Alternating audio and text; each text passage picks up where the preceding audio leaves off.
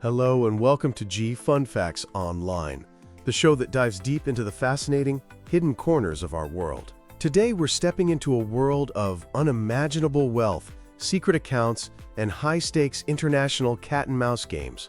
We're talking about private banking. Now, I know what you're thinking. Banking regulation? That sounds about as exciting as watching paint dry. But trust me, this isn't about filling out forms. This is the story of how governments try to police the fortunes of the world's richest people, and what happens when they fail. This is the hidden framework that stops criminal empires from washing their money clean, and prevents the entire global economy from teetering on the edge of collapse. So strap in, because we're about to pull back the curtain on the government's role in overseeing the world's most exclusive financial club. What exactly is private banking? In short, it's banking for the super rich. We're not talking about your local bank branch. We're talking about elite institutions that cater to high net worth individuals, offering services like managing billion-dollar investment portfolios, planning vast estates, and finding clever ways to optimize taxes. Their clients are global citizens, with assets spread across continents, often held in complex legal structures like trusts and offshore companies. Think of it like a financial concierge for the 1%. While these services are perfectly legal and essential for managing legitimate wealth, they also create a massive, blinking neon sign for one thing: financial crime. The very features that make private banking attractive, privacy, complexity, and huge sums of money, also make it a perfect playground for money launderers, terrorist financiers, and corrupt officials. The UK's own National Risk Assessment has consistently labeled private banking as a high-risk sector. Why? First, the sheer volume of money. It's much more efficient to launder $100 million through one private bank account than through 10,000 small ones. Second, the anonymity.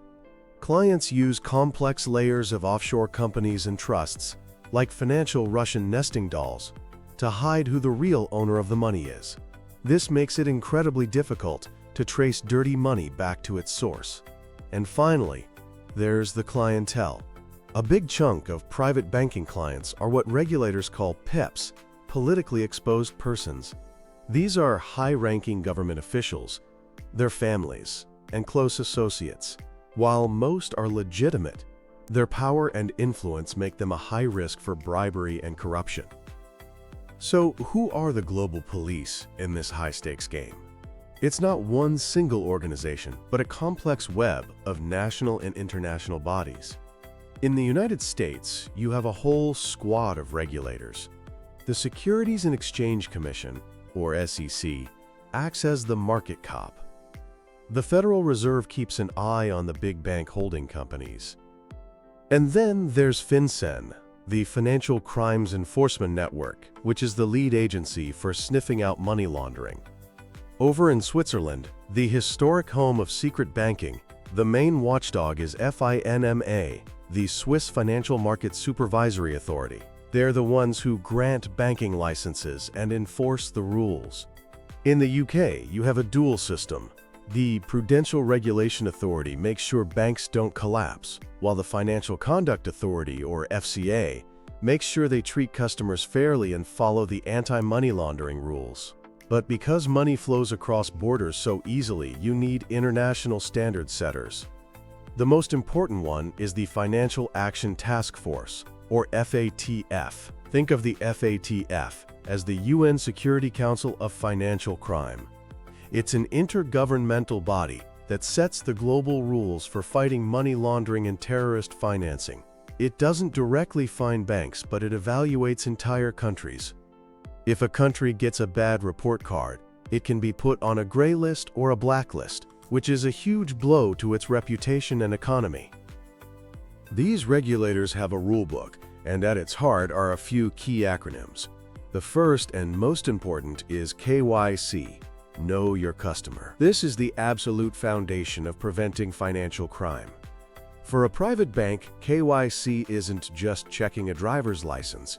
It's a deep, deep dive into the client's life. Where did their wealth come from? What kind of business do they run? What transactions do they plan to make?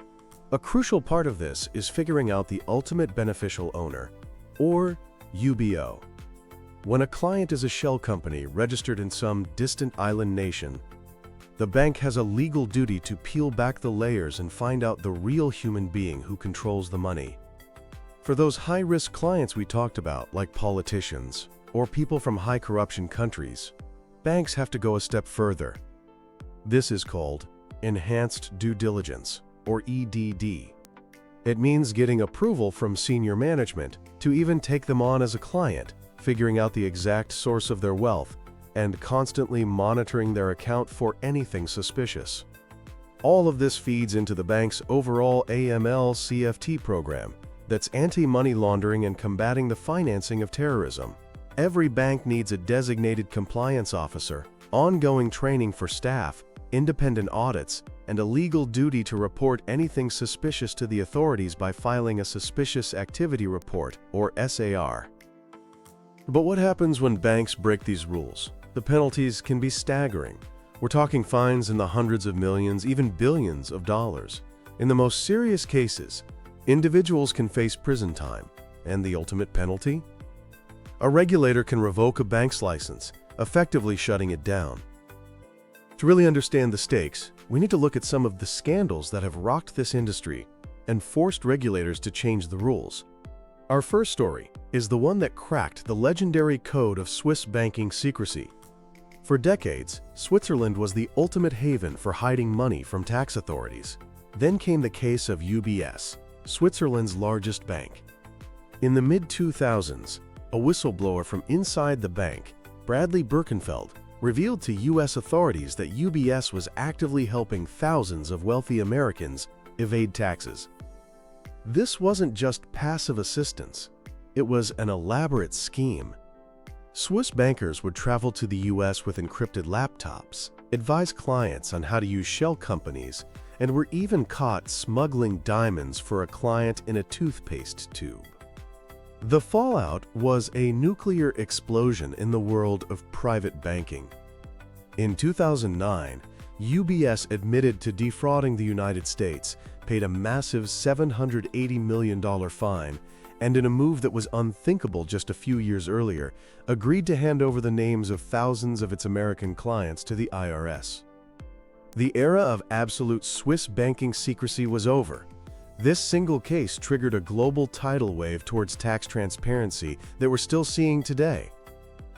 Our next story is more recent and even more dramatic: the death of a 167-year-old giant, Credit Suisse. Its collapse in 2023 wasn't due to one single scandal, but a relentless death by 1,000 cuts. It was a story of a deep-seated cultural problem. The timeline is shocking. In 2021, the bank was fined $475 million for its role in a bribery scandal in Mozambique involving something called tuna bonds. That same year, it lost a staggering $5.5 billion when a hedge fund called Archegos Capital collapsed, exposing massive failures in its risk management.